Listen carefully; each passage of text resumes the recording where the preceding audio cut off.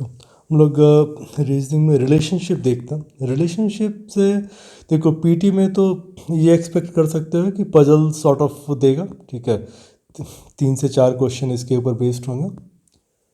और मेंस में जनरली एक क्वेश्चन जो है एक्सपेक्ट कर सकते हो अगर पजल्स के फॉर्म में नहीं देता, क्योंकि आजकल पजल्स जब आएंगे तो मेंस का जो पजल्स होगा उसमें क्या होगा कि रिलेशनशिप के साथ दूसरे वेरिएबल्स भी दे देंगे, क्या।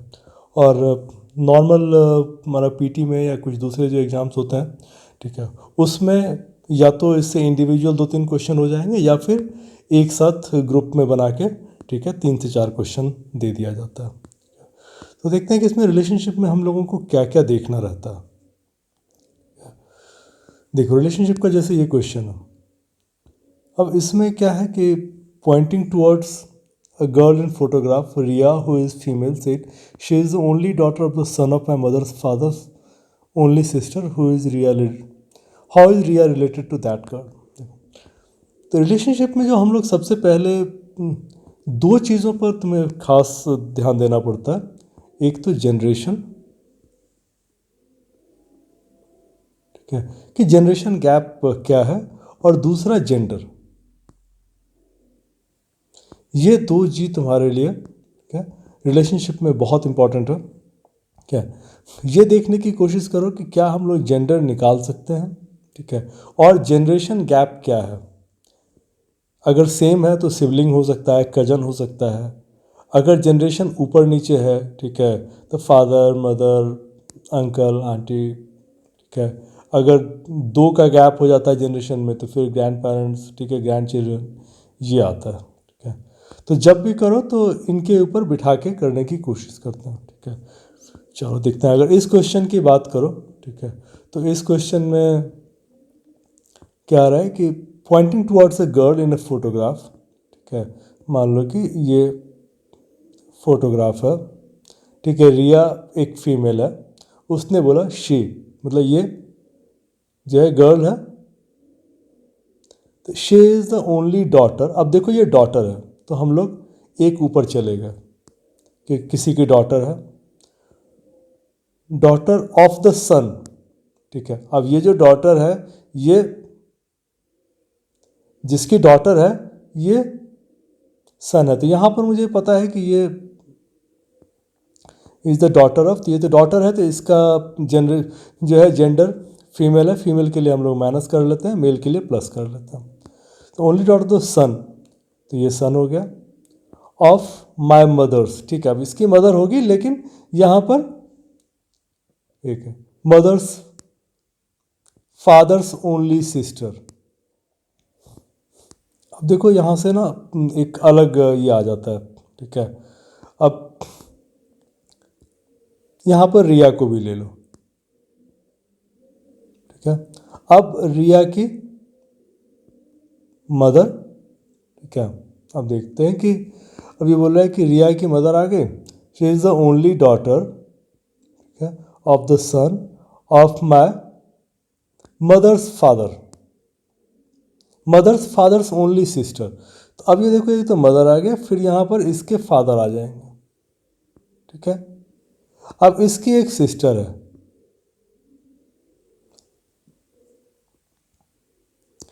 अब उस सिस्टर के बेटे की बेटी है। तो अब क्या हो गया कि अगर मैं जनरेशन की बात करूं तो जनरेशन में ये दोनों सेम आ गया, ठीक है।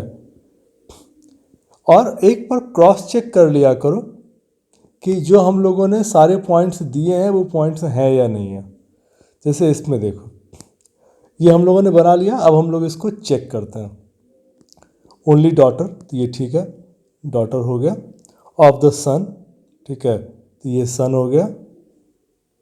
ऑफ माई मदर्स, इसकी मदर्स फादर, ठीक है, मदर फादर्स ओनली सिस्टर, ठीक है। तो हमने सारे रिलेशन डाल दिए। अब क्या है कि अगर देखो कि इनका रिलेशन क्या आ जाएगा, कज़न हो जाएगा, ठीक है। रिया के नाना की सिस्टर है, ठीक है, और सिस्टर की पोती है, सिस्टर की बेटे की बेटी, ठीक है। रिया के मदर के फादर, ठीक है, फादर की सिस्टर, सिस्टर का बेटा, बेटा की ओनली डॉटर। ठीक है, तो इसका मतलब ये इसका कजन हो गया। ठीक है, चलो आगे और भी देखते हैं।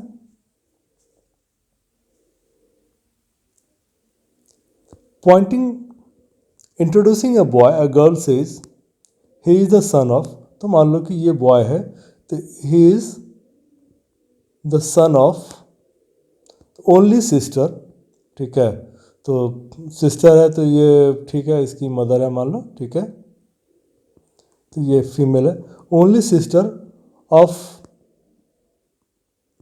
माई मदर्स ब्रदर, तो ये क्या है, सिस्टर है, तो इसका एक ब्रदर है। ठीक है, और ब्रदर जो है क्या है, only sister of my mother's brother. अब यहाँ पर एक कहानी आ गया कि इसकी सिस्टर, लेकिन इसकी ओनली सिस्टर है, इसका मतलब फिर यही आ गया। हम लोग यहाँ से पॉइंट बिल्कुल बिठाते हुए चल रहे हैं। He is the son of only sister, तो हमने बोला कि ठीक है ये मदर का बेटा है। ठीक है, और ये जो बोल रहा है ये सिस्टर है, mother's only sister of mother's brother. तो हमने इसका ब्रदर तो बना दिया, लेकिन इसकी ओनली सिस्टर है, तो यही हो गया। ठीक है, how is the boy related to that girl. तो अब ये जो बोल रहा है कि ये लड़की, वो भी तो बोल रहा है कि my mother's brother's only sister. तो ये जो लड़की है, ठीक है, how is the boy related to that girl. अब ये दोनों सिबलिंग होगा। ठीक है, सिस्टर और ब्रदर, ये मेरा। और ये जरूर देखना कि किसका रिलेशन पूछ रहा है, क्योंकि अगर इस लड़की के बारे में पूछ रहा होगा, ठीक है, तो वो सिस्टर है, और अगर लड़के के बारे में पूछ रहा है तो ब्रदर है। ठीक है, अगेन क्रॉस चेक कर लो कि सारे इन्फॉर्मेशन तुमने पुट किए हैं कि नहीं। इंट्रोड्यूसिंग अ बॉय, तो ये बॉय आ गया। A girl says he is the son of तो only sister of my mother's. ठीक है, तो इसकी मदर्स के ब्रदर का ओनली सिस्टर। अगर इसकी और भी सिस्टर होती तब हो सकता है कि ये लोग कजन होते, लेकिन चूंकि अकेली सिस्टर है तो इसलिए ये ब्रदर सिस्टर है। चलो, Amit is the son of Shiv. ठीक है, ये मान लो कि ये शिव है। अब अमित इसका बेटा है। शिव सिस्टर, ठीक है, शिव की सिस्टर है जया। अच्छा, अगर सिबलिंग है तो हम लोग सिंगल लाइन से डिनोट करेंगे, और अगर स्पाउस है, ठीक है, हस्बैंड वाइफ है, तो हम लोग डबल एरो से कर देंगे। ठीक है, तो ये हम लोगों का एक रहेगा कि भाई ठीक है, हम लोग ऐसे करके इसको डिनोट करते हैं। तो Jaya Shiv sister Jaya has a son Rohit. ठीक है, इसका बेटा है Rohit. And a daughter Yami, and a daughter Yami. Riya is the mother of Amit's father.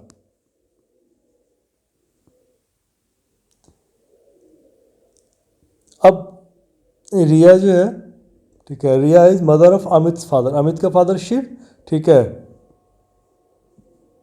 और शिव और जया भाई बहन है, तो इसकी मदर जो है वो रिया हो गई। Riya is the mother of Amit's father. How is Yami related to Riya. Yami related to Riya. अब यमी, ठीक है, रिया क्या हो गया, ग्रैंड डॉटर। इस तुम लोग का जेंडर निकलता चला गया। ठीक है, और जनरेशन भी निकलता चला गया। Amit is son of Shiv हो गया, Amit is son of Shiv. Shiv sister Jaya, ये हमने निकाल दिया। हैज अ सन रोहित, ठीक है, रोहित आ गया।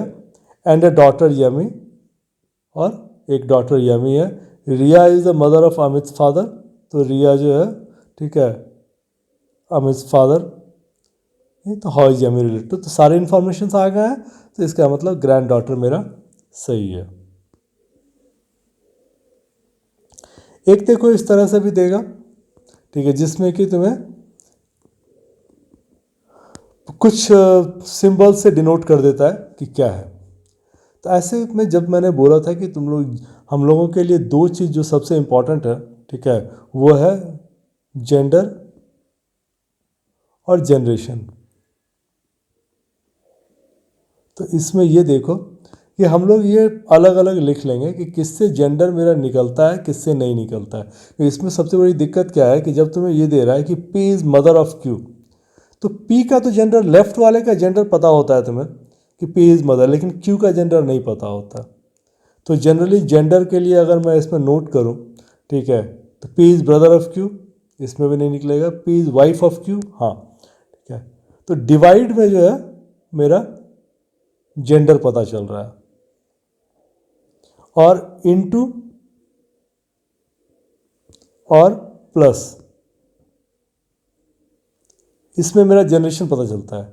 प्लस इज फादर, ठीक है, इनटू इज मदर, ये मेरा जो सेकंड साइड में होगा वो हस्बैंड होगा, ठीक है, ये वाइफ है, ये हस्बैंड होगा। तो इसमें मुझे लेफ्ट राइट दोनों का जेंडर पता होता है। वाइफ और हस्बैंड अकेला होता है जिसमें कि तुमको दोनों साइड का जेंडर पता चल जाता है, क्या। अब देखो, in the expression T into P divide by in R plus Q minus S, how is Q related to T। अब देखो कि Q का पहले जेंडर निकालो, फिर हम लोग देखते हैं कि जनरेशन में क्या आता है। Q का जेंडर माइनस, माइनस में है कि Q इज ब्रदर, तो Q मेरा प्लस में आ गया। फिर आता है कि Q रिलेटेड टू T। अब इसमें जनरेशन देखते हैं, तो जनरेशन में इनटू और प्लस है, तो यहाँ पर देखो एक इनटू आ गया और एक प्लस आ गया, ठीक है। और एक चीज़ और है कि ये जनरेशन तुम्हारा ऊपर ही जाता है, जनरेशन में मुझे ऊपर भी देखना है कि ये दोनों से ऊपर ही है। जैसे प्लस में P इज़ फादर, ठीक है, इनटू में मदर। अगर सन या डॉटर होता तो फिर हम लोग ये बोल सकते थे कि एक नीचे वाला भी है, तो उसमें से जनरेशन मेरा कैंसिल हो सकता था। यहाँ पर लेकिन अगर देखोगे तो दो जनरेशन के ऊपर है, ठीक है, T, और Q जो है लड़का है, तो Q रिलेटेड टू, तो पहली बार में तो देख के मैं बोल सकता हूँ कि ये ग्रैंडसन है। अभी हम लोगों ने कुछ भी नहीं निकाला, सिंपल हम लोग सिंबल को देख के जनरेशन और जेंडर निकाल के बोल रहे हैं। अब अगर इसको चेक करना हो, T इंटू पी, तो T is mother of P, तो T जो है P की मदर है, ठीक है। P divide by R, P is wife of Q,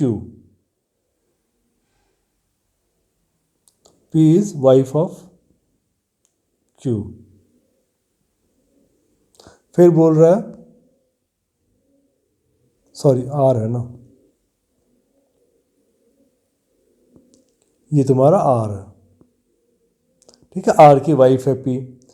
फिर आता है कि R is father of Q,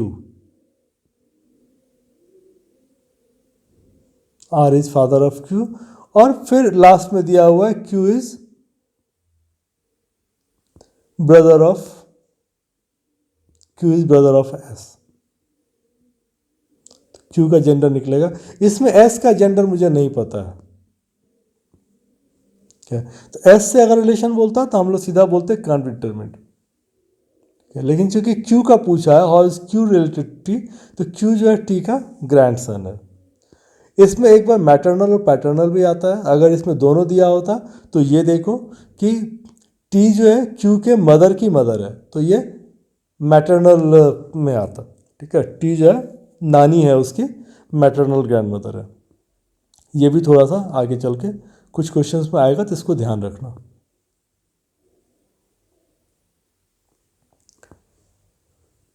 again dollar means son of B, ठीक है।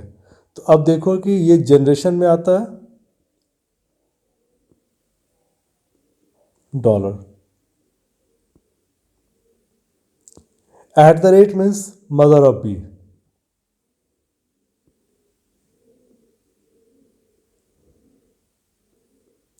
तो अगर ये दोनों ही आ गया तो इसका मतलब सेम जनरेशन में रह जाएगा। Percent means son in law of B, ये भी तुम्हारा है लेकिन नीचे की तरफ जाएगा सन इन लॉ।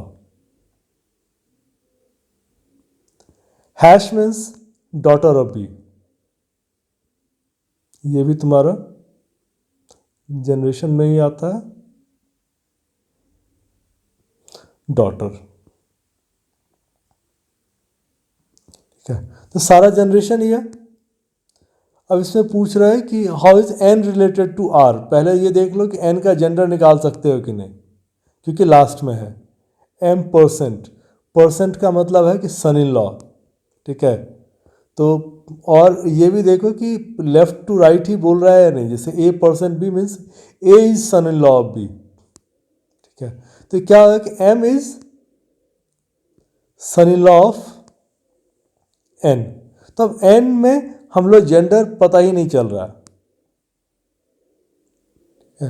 एन की अगर बात करो तो एन में तुम्हें इसका जेंडर ही नहीं पता है कि सन इन लॉ है तो ये फादर इन लॉ है कि मदर इन लॉ है, तो इसलिए ये निकालना तुम्हारा मुश्किल है। इसको चेक करोगे कि क्या है। P P is son of are,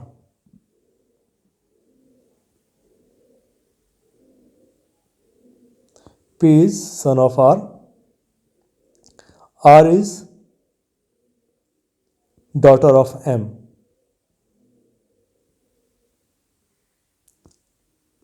R is daughter of M,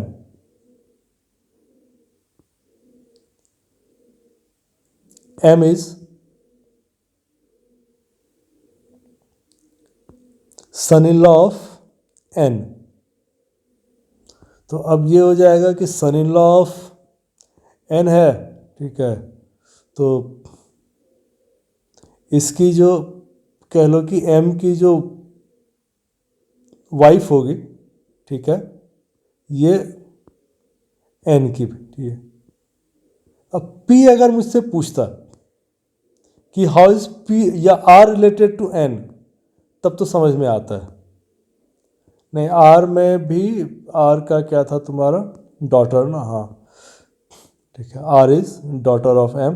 तो आर का तो मुझे एन से पता है कि ठीक है ये ग्रैंड डॉटर में आ जाएगी, लेकिन एन क्या है कि ग्रैंड फादर है कि ग्रैंड मदर है ये नहीं पता। हाँ, अगर मेरे पास नन ऑफ दीज की जगह पर ये होता है कि इधर बी और सी, तो हम लोग फिर बी और सी को मारते, या तो ग्रैंड फादर है या ग्रैंड मदर है। लेकिन इतना करने की ज़रूरत नहीं। जब पहली बार ऐसे क्वेश्चंस का शॉर्टकट यही रहता है कि पहले देखो कि जेंडर निकल रहा है कि नहीं। अगर जेंडर नहीं निकल रहा है तो कांट बी डिटरमिन्ड मार के आगे बढ़ो।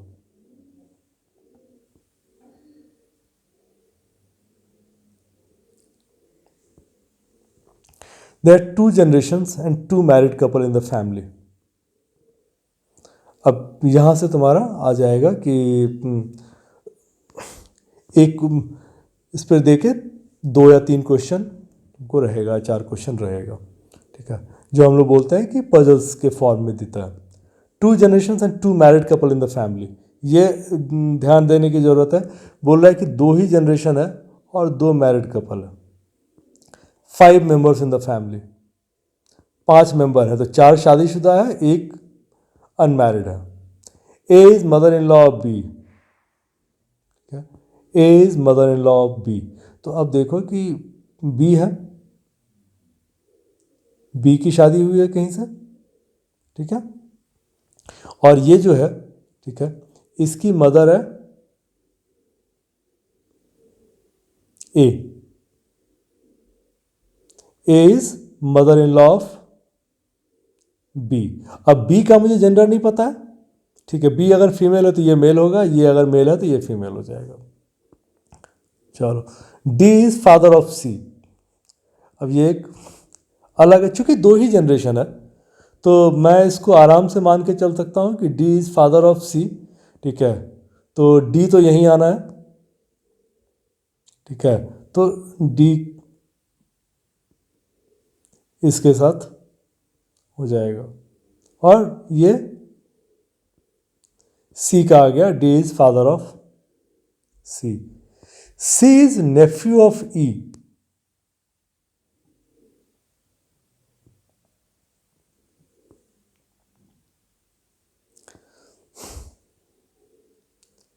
And B is not married to D. तो ये तो ठीक है, A has only one son, A has only one son, ठीक है। तो अब इसमें कहानी में ट्विस्ट आ गया कि अब ये सी को मजबूरी में मुझे यहीं बिठाना पड़ेगा, क्योंकि सी मैं यहाँ रखता तो ये हो सकता था कि यहाँ पर एक और कोई आ जाता, क्योंकि 5 ही लोग हैं। लेकिन अब इसने बोल दिया सी इज नेफ्यू ऑफ ई, तो इसका मतलब जो है ई तो अब यहीं पर आएगा। अब ई हो सकता है कि ए की सिस्टर हो, ई हो सकता है कि डी की सिस्टर हो, ये नहीं पता है, या सिस्टर क्या, ब्रदर भी हो सकता है, ठीक है। तो अब इसमें यह हो गया कि सी तो यहीं पर, और चूंकि नेफ्यू है तो सी मेरा मेल हो गया। ए हैज ओनली वन सन, तो वही हो गया, सी आ गया। बी जो है, ए बी की सास है, मदर इन लॉ है, तो ये यहाँ पे आ गया, ई यहाँ पर आ गया। अब तुम्हारा ये बन गया। अब इसमें सिर्फ ए इज अनमैरिड वुमेन।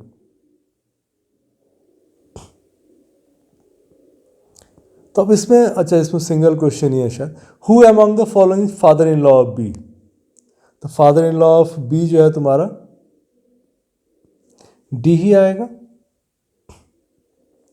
ज़्यादा कॉम्प्लिकेट नहीं किया क्योंकि सिंगल क्वेश्चन था, ठीक है। तो इसमें father in law of B, तो ये तुम्हारा डी आ जाएगा। चलो,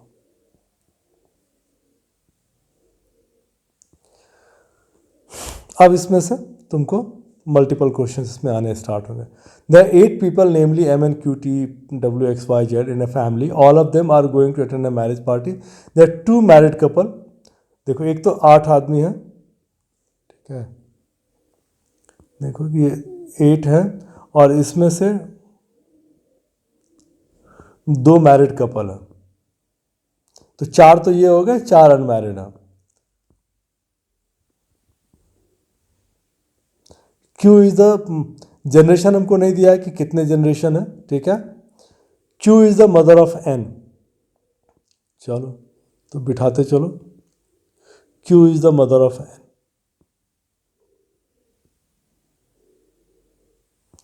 Q is the mother of N. W is the daughter of M. इसको मैं अलग लिख लेता हूं, W is the daughter of M. Who is sister of X. एक चीज ध्यान रखना, हु हमेशा अपने से पहले वाले के लिए आता है, ठीक है। तो एम के लिए बोल रहा है sister of X, M is sister of X. Q is the only sister of Y, ये एक अलग आ गया, Q is the only sister of Y. Z is father of Q, Z is father of Q. अब यहां पे हम लोग क्यू और वाई को यहां से बिठा सकते हैं, Q is the only sister of Y, ठीक है। और फिर Z is father of Q. चलो, तो इन दोनों के ही फादर जेड होगा। T is the maternal grandmother of N. अब देखो, एन क्यू एन की माँ है, ठीक है, जेड क्यू के फादर है, और एन जो है टी इज मैटरनल, ठीक है। तो T is maternal grand mother अगर एन की है, तो इसका मतलब जेड और क्यू हस्बैंड वाइफ है। चलो यहाँ हो गया। M is the wife of Y. अब ये जो हम लोगों का यहाँ पर एक बैठा हुआ था, इसको सीधा यहाँ पर लेके आ जाओ। M is the wife of Y, तो वाई जो है, ठीक है, एम की एक सिस्टर है एक्स, और इनका एक बेटी है इनकी डब्लू। 1 2 3 4 5 6 7 8, ठीक है, 8 होगा। चूंकि इसके ऊपर बेस सारे क्वेश्चंस होंगे, how many male members are there in the family. अब इसमें देख लो कि बस निकल के आ रहा है क्या, क्योंकि मुझे प्रॉब्लम ये है कि जेड का जेंडर पता है, डब्ल्यू का जेंडर पता है, ठीक है, एम का भी जेंडर पता है, लेकिन एन और एक्स इसका जेंडर हमको नहीं दिख रहा है। फिर भी हम लोग एक बार चेक कर लेते हैं फिर से, ठीक है, अदरवाइज इसका आंसर कांट बी डिटरमिन्ड हो जाएगा। चेक करते हैं। देयर टू मैरिड कपल, तो ये हो गया हम लोगों का दो married couple. Q is the mother of N, Q is the mother of N, W is the daughter of M, W is the daughter of M, ये हो गया। M is the sister of X, M is the sister of X, ठीक है। Q is the only sister of Y, Q is the only sister of Y। अगर ये Q M की sister होती only, ठीक है, तब हम लोग बोल सकते थे कि X भाई होगा, लेकिन यहाँ पर है कि Q is the only sister of Y, Z is father of Q, T is the maternal grandmother of N, M is the wife of Y। अब क्या है कि इसमें से हमारे लिए निकालना मुश्किल है। M is sister of X, X male भी हो सकता है, फीमेल भी हो सकती है, N लड़का भी हो सकता है, लड़की भी हो सकती है, तो इसलिए ये मेरा ठीक है। ठीक है, आगे के लिए बना दिया है मैंने सो दैट कि प्रॉब्लम ना हो। तुम लोगों को ये बुक में करना पड़ेगा क्या। चलो, तो ये हाउ मेनी मेल मेंबर्स तो खत्म हो गया। How is N related to Z, N related to Z, again वही है कि रिलेशन, मतलब इसका जेंडर ही नहीं पता है, तो कांट बी डिटरमिन्ड। अब इसमें क्या था कि ग्रैंडसन या ग्रैंड डॉटर अगर मुझे दिया होता तो ये मेरा आ सकता था, बट यहाँ पर तो फिलहाल तुम्हारे लिए कांट बी डिटरमिन्ड ही रहेगा। How is N related to, तो हो गया, ठीक है, उसमें दो ही था। Which of the following is a pair of husband wife, ठीक है, ये तुम्हारा एक अलग आ गया, ठीक है, इसको फिर से बनाना पड़ेगा। 8 पर्सन्स, ठीक है, ध्यान रखो कि क्या क्या चीज़ें दी हुई हैं। 8 पर्सन्स, 3 मैरिड कपल, 6 तो ऐसे ही निकल गया, और 3 जनरेशन्स, तो 3 दूनी 6 निकल गया, 2 तुम्हें कहीं पर बिठाना पड़ेगा, ठीक है। तो ये मेजर मेरे पास इंफॉर्मेशन यही था, 3 married couple and 3 generations. A is the only daughter of D, A is the only daughter of D, who is paternal grandfather of E। अब क्या है कि D ये ओनली डॉटर है, तो इसका एक सन होगा, ठीक है, जो भी है, ठीक है, और वो E का फादर भी है।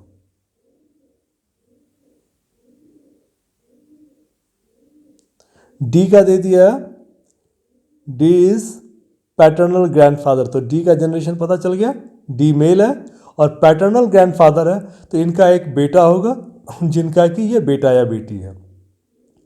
A is the only daughter. चलो, G is the only child of C,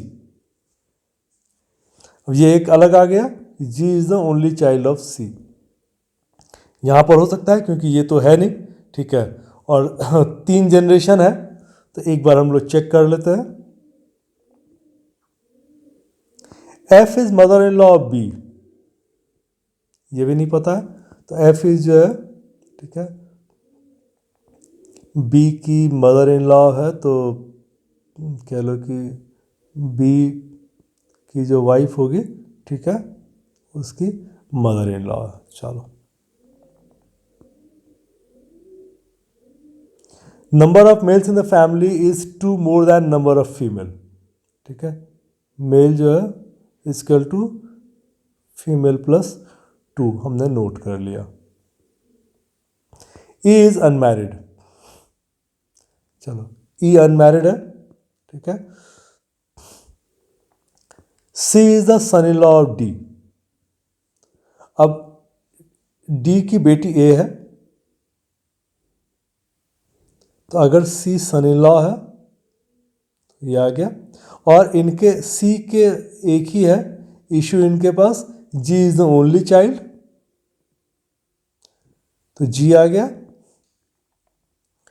क्या 3 जनरेशन है, 1 2 3, ठीक है। अब यहाँ पर मुझे 3 मैरिड कपल है, तो एक तो मैरिड कपल में ये चला जाएगा, ठीक है, और एक यहाँ पर आ जाएगा। H is not married to D। अच्छा, एक ये दे रखा है F is mother in law of B। तो अगर मदर इन लॉ है और H is not married to D, तो अब मेरे पास H को यहीं पर एक ही जगह बच गया बिठाने के लिए, और H जो है H की शादी B से हुई होगी, ठीक है, क्योंकि ये बोल रहा है कि F is mother in law of B, ठीक है। तो अब मेरे पास यही एक ऑप्शन बच रहा है।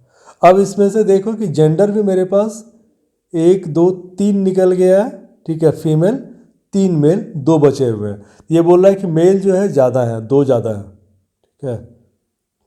अगर बराबर होता तो एक मेल एक फीमेल हम लोग बता नहीं सकते थे कौन मेल है कौन फीमेल है, लेकिन 2 ज़्यादा है तो ये दोनों ही तुम्हारे पास मेल ही आएंगे, ठीक है। तो अब इसमें सारा सेटिंग हो गया। हम लोगों को जो ध्यान रखने वाली बात थी वो सिर्फ ये थी कि यहाँ पर जब दिया है कि H is not married to D, और ये इन दोनों को मिला के हमने ये रिलेशन कंप्लीट किया।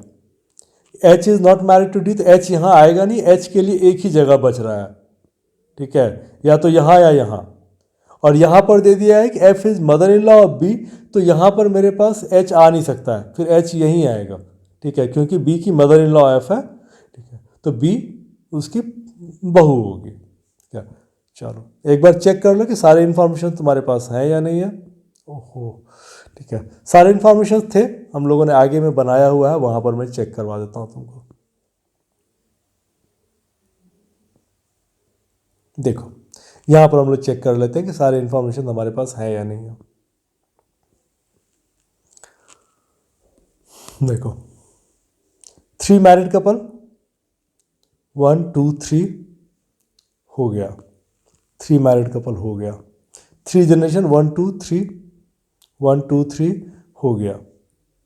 A is the only daughter of D, A is the only daughter of D, who is D is paternal grandfather of E, D is paternal, तो प्लस E का, ठीक है, हो गया। G is the only child of C, G is the only child of C,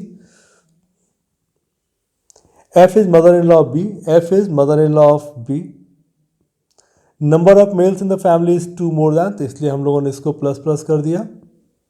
E is unmarried, E is unmarried, C is the son-in-law of D, C is the son-in-law of D, इसलिए ये A का husband हो गया। H is not married to D, H is not married to D, तो H फिर यहाँ पर आ गया, ठीक है, तो ये हमारा सारा इक्वेशन बैठ गया। विच of the following is the pair of husband wife, क्या, तो हस्बैंड वाइफ का पेयर देखोगे तो डी बी नहीं, सी डी नहीं, ए सी हाँ, ई बी नहीं, एफ जी नहीं, तो ए और सी ये तुम्हारा आ गया। How is F related to A, F related to A, F A की मदर है, F related to A, F जो है ए की मदर है। How is A related to E, A related to E, अब ये देखो ये दोनों भाई बहन है, क्या है, तो ए जो है इसकी आंट होगी, ए रिलेटेड टू ई, तो none of this, A related to E, E के फादर की सिस्टर है, ठीक है, तो बुआ लगेंगी आंटी, जो कि इस पर तुमको नहीं दिया हुआ है, तो मेरा आंसर नन ऑफ दिस आ जाएगा।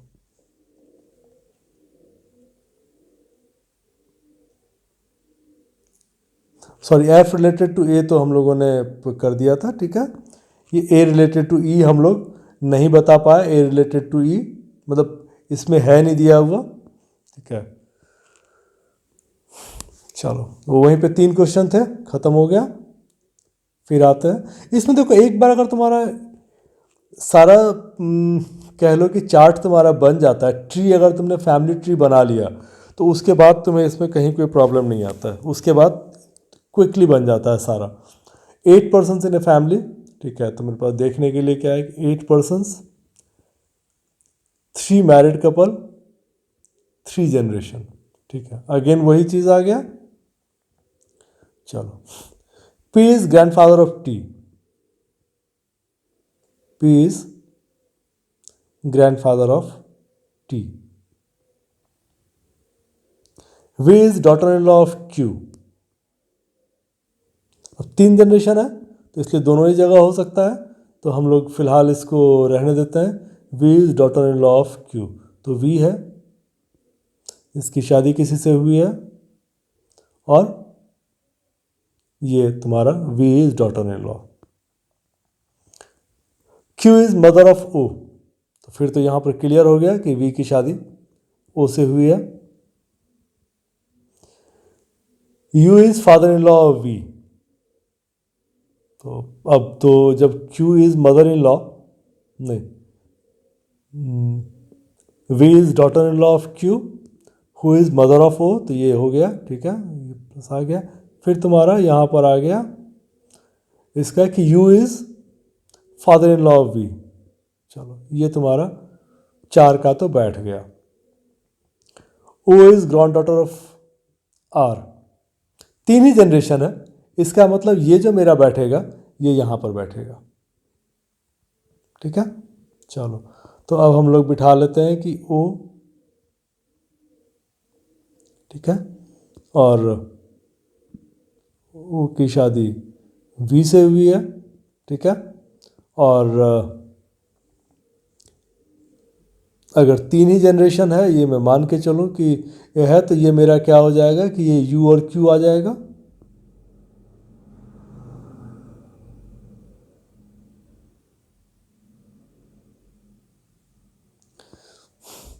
अब 2 2 4 5 6 2 लोग और हैं। S is brother in law of U, तो U मेल है, ठीक है। तो इसका मतलब अगर S ब्रदर इन लॉ है तो ये S Q का भाई है। T इज नॉट अनमैरिड,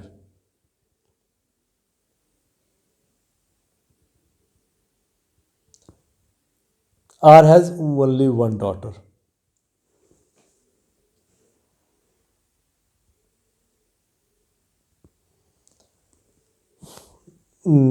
यहाँ पर फिर तुम्हारे लिए थोड़ा सा इसमें ट्विस्ट आ गया, ठीक है। जो हम लोग जिस लाइन पर चल रहे थे उस लाइन पर थोड़ा सा हम लोगों को, क्योंकि इसने ये जो दे दिया कि T इज़ नॉट अनमैरिड, ठीक है। तो यहाँ पर तुम्हारे लिए एक है कि T की शादी करनी पड़ेगी, तो मे बी कि इधर मुझे O और V में इश्यूज़ हैं, ठीक है। तो फिर क्या हो जाएगा कि ये मेरा हम लोगों ने गलत बिठा लिया था,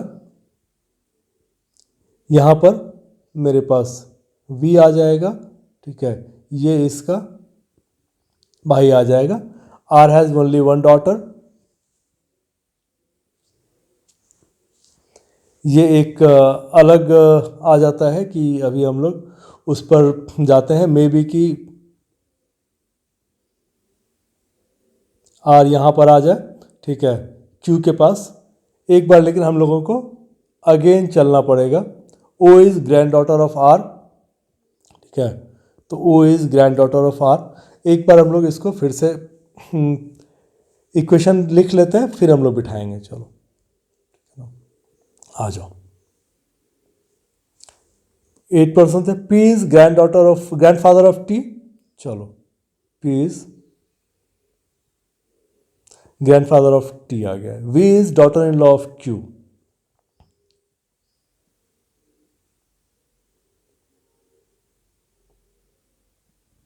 V is daughter-in-law of Q. Who is mother of O?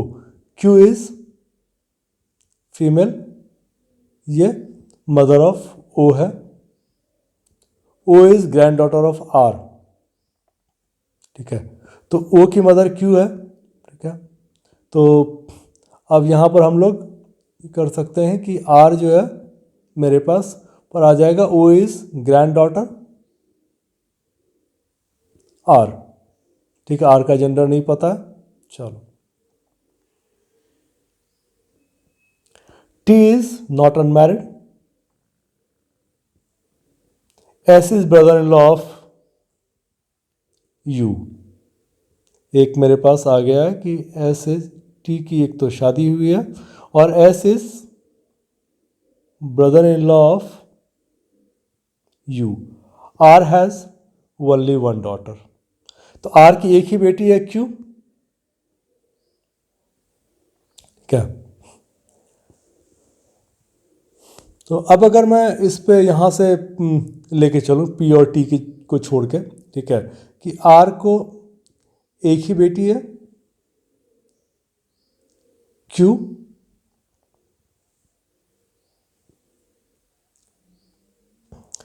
Q is mother-in-law of Q is mother of O and mother-in-law of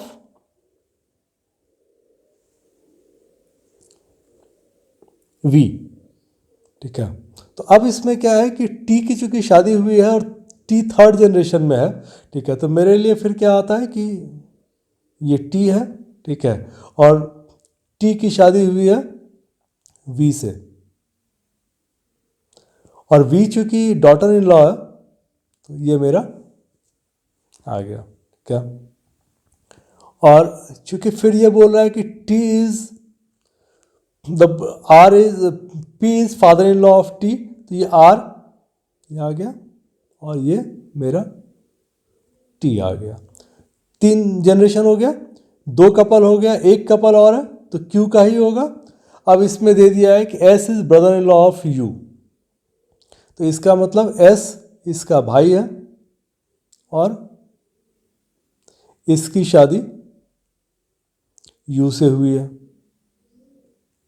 अब तुम्हारा सारा बैठ गया. O इज ग्रैंड डॉटर, तो O फीमेल है.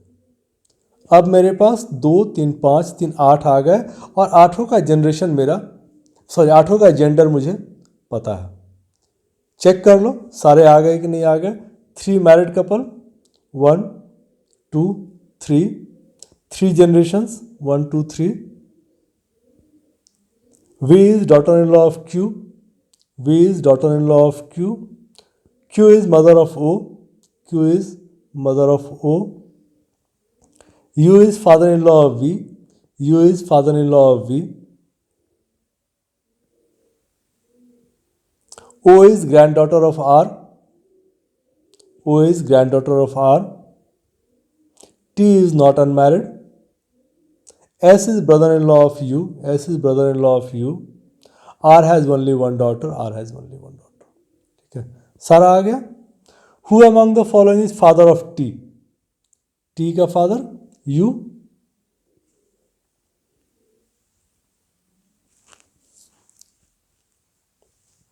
Who among the following is niece of S? S का niece.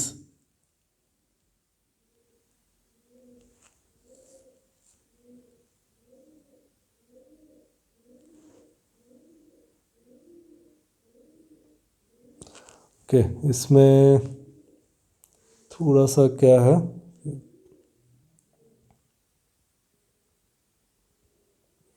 इसमें जो थोड़ा गलत बना हुआ है वो ये है तुम्हारा कि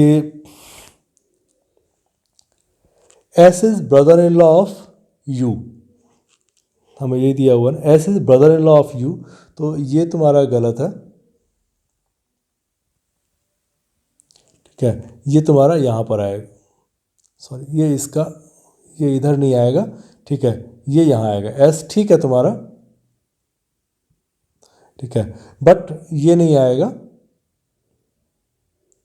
S is brother in law of you, तो ये दोनों भाई बहन होंगे। ठीक है, बाकी सब सेम है। Who among the following is father of T, T का फादर यू हो गया। और फिर पूछ रहा है हमसे who among the following is niece of S, S का नीस, एस की बहन, ये हम लोगों ने बोला कि ये गलत है। ठीक है, ये नीस, नीस में क्या फीमेल होती है तो ओ, सॉरी इसमें दिया नहीं है,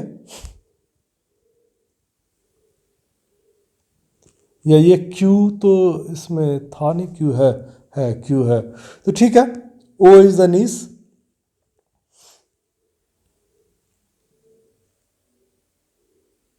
who among the following grandson of R, grandson of R की बात करो तो आर की बेटी क्यू है। ठीक है, क्यू का बेटा टी है, तो ग्रैंडसन ऑफ आर में टी आ गया। ठीक है, अच्छा वो हम लोगों ने गलत जगह ढूंढे, तो who among the following niece of S, तो एस में तुम्हारा ये ओ आ जाएगा। ठीक है, और ग्रैंडसन ऑफ आर, तो आर का ग्रैंडसन में मेरा टी आ जाएगा। ठीक है, आर का ग्रैंडसन तुम्हारा टी आ गया, एस का नीस, एस की नीस ओ आ गई। चलो अगेन आ गया, तो फिर देखो इसमें क्या क्या चीज़ें दी हुई हैं। 8 पर्सन्स, ठीक है, 2 जनरेशन है, 2 जनरेशन, 4 मैरिड कपल। तो अब इसमें क्या है कि सारे के सारे मैरिड ही हैं और 2 ही जनरेशन में आना है। Q and N are married couples.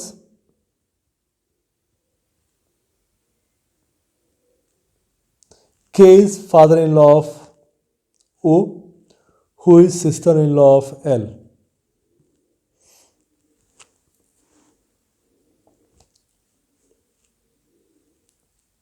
K is father-in-law of O. तो K जो है, ठीक है, father-in-law of O है। ठीक है, तो O की शादी जिससे हो गई,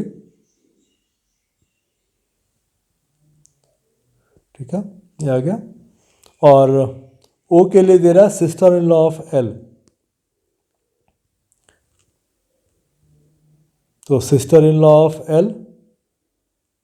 ठीक है, अब यह है कि बेसिकली के का एक लड़का होगा। ठीक है, और इसकी बहन L है।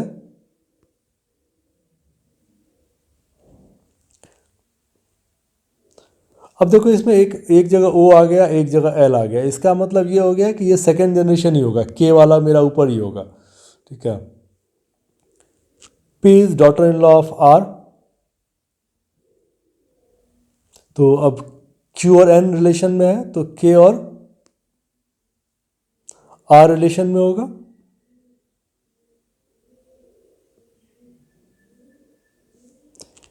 L and P are married couple.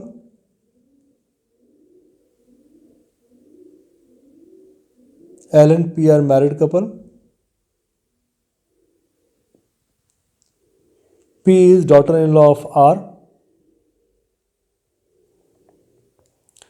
N is mother of P. हम लोगों ने चूंकि पहले यहाँ पर इसको बिठा दिया था, इसीलिए हम लोगों को प्रॉब्लम हो रही थी। ठीक है, इसको अगर नहीं बिठाते तो हम लोग सारा ऊपर कर लेते। चलो, N is mother of P, तो हम लोग उल्टा आप चलते हैं। N इज मदर, ये तुम्हारा फादर आ गया, इसका जो है बच्चे P है। N is mother of P, P की शादी L से हुई है। ठीक है, और फिर बोल रहा है कि O is sister in law of L। ठीक है, तो O अगर sister in law of L है तो इसका मतलब ये हो गया कि O जो है P की सिस्टर है, O P की सिस्टर है, और O की शादी किसी से हुई होगी, वो देख लेते हैं। M and L are sibling.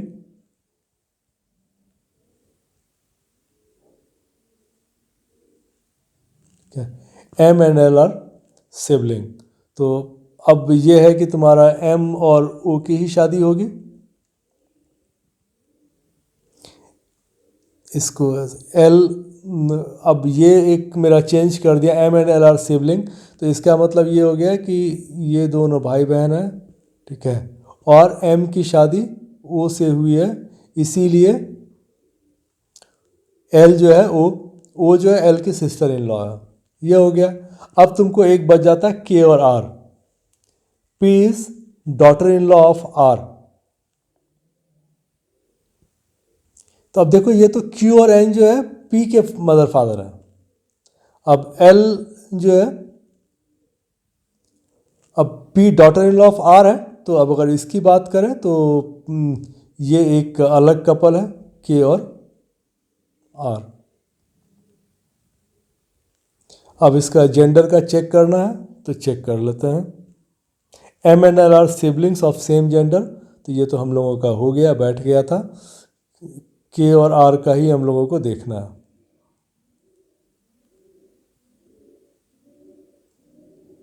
के इज फादर इन लॉ, ठीक है, तो ये तुम्हारा आ गया। अब एक एक करके चेक कर लो कि क्या तुम्हारा आ रहा है।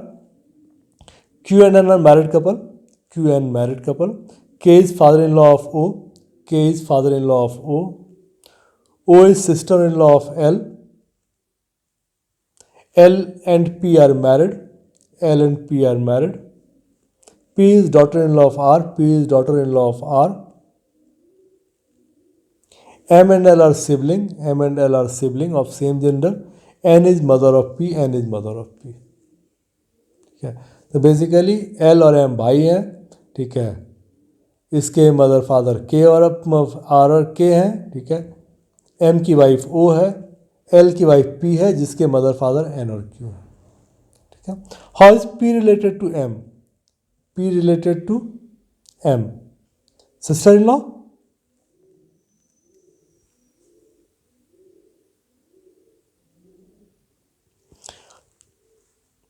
If J is the only child of L, then how is N related to J?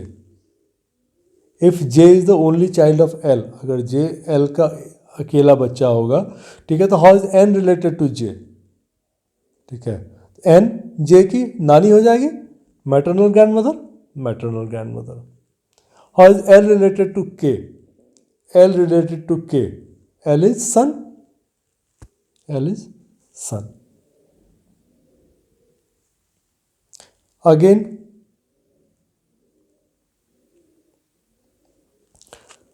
8 persons, 2 married couple,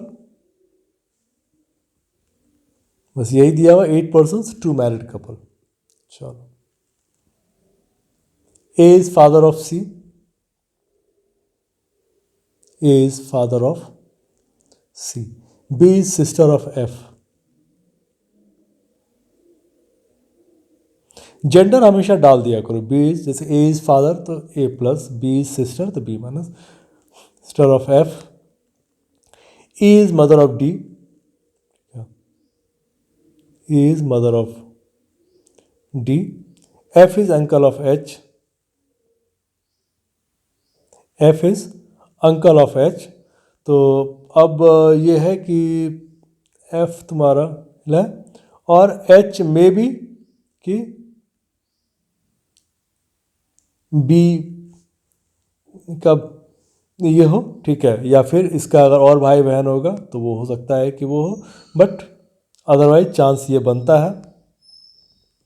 ji is grandson of ए, चलो, जी ग्रैंडसन ऑफ ए है।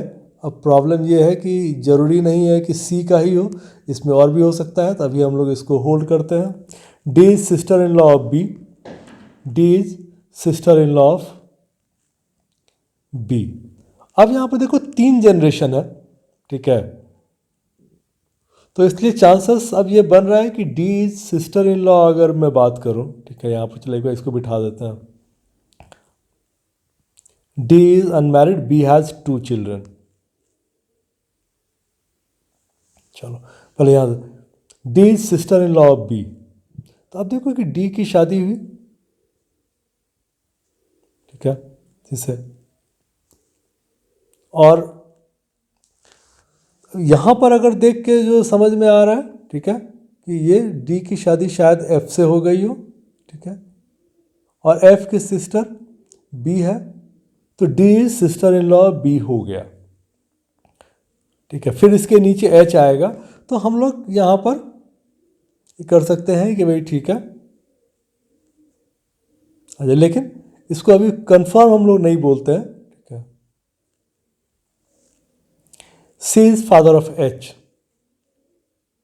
ठीक है। देखो अब ये कहानी यहाँ से थोड़ा सा बदल गया। H who is granddaughter of E, चलो अब यहाँ से थोड़ा सा तुम्हारा कहानी बदल रहा है। ए और ई मे बी कि ये तुम्हारे हैं, और D is unmarried, B has 2 children, sorry, तो ये तो तुम्हारा कहानी बदल गया, डी अनमैरिड है, तो हम लोग इसको यहाँ पर नहीं बिठा सकते। चलो अब कर दिया है कि भाई सी इज फादर ऑफ एच, तो सी का जेंडर आ गया क्या, और एच यहां आ गया, और फिर बोल रहा है कि बी हैज 2 चिल्ड्रन, तो मैं ये मान के चलूं कि सी की शादी बी से हुई है, ठीक है, और 2 बच्चे हैं। एच के लिए था कि एच का uncle, F is uncle of H, ठीक है, तो F is uncle of H, तो एफ या तो यहां पर आए या यहां पर आए, लेकिन फिर यहां पर दिया हुआ था कि D is sister in law of B,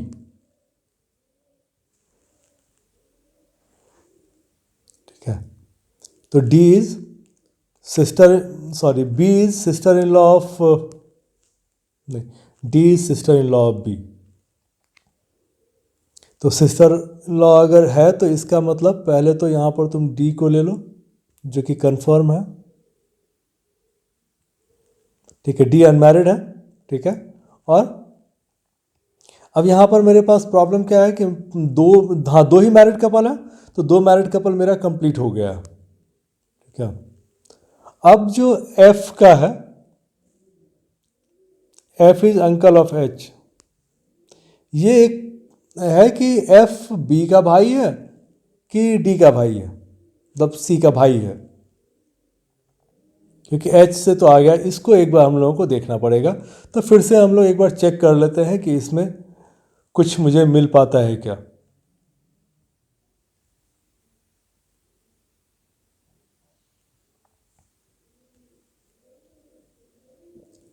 F यहाँ आएगा या एफ यहाँ आएगा, ये थोड़ा सा डाउटफुल है। चलो एक बार हम लोग फिर से चेक करते हैं। A is father of C, A is father of C, B is sister of F, हाँ ये आ गया ना, हम लोगों ने यहाँ पर जो लिखा था B is sister of F, हाँ ठीक है, तो एफ का तुम्हारा प्रॉब्लम ख़त्म हो गया। B is sister of F, तो ये तुम्हारा इधर से आ गया। E is mother of D, E is mother of D, F is uncle of H, ठीक है, F is uncle of H, G is grandson of A, G is grandson of A, D is sister in law of B, D is sister in law of B, ठीक है, D is father of H, sorry, C is father of H, C is father of H, ठीक है, H is granddaughter of E, H is granddaughter of E, ठीक है, D is unmarried, ठीक है, B has 2 children, B has 2 children, ठीक है, ये तुम्हारा बैठ गया। Who among the following is brother in law of C, C का ब्रदर इन लॉ है एफ,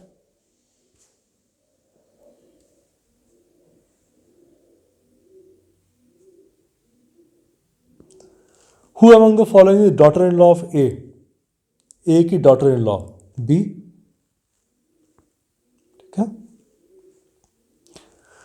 चलो थैंक यू।